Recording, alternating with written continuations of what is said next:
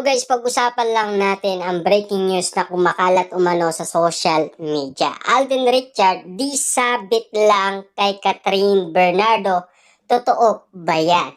Grabe nga naman kasi guys ang mga haters ni Alden Richard at Catherine Bernardo. Naakala nila nang dahil lang kasi sabit lang daw si Alden Richard kay Catherine Bernardo. Dahil si Catherine Bernardo kasi ang spotted na nakakuha umano ng award ng dahil sa Moving Hello Love Again.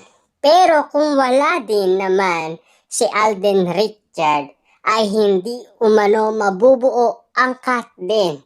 Kasi kitang-kita naman natin guys, no?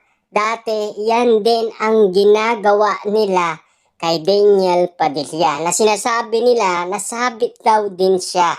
Dahil alam naman natin na sinasabi nila na mas magaling daw si Catherine Bernardo kay Daniel Padilla. Grabe nga naman kasi guys ang mga haters ni Alden Richard at Catherine Bernardo na akala nila ay mananalo sila nang dahil sa kanilang mga sinasabi.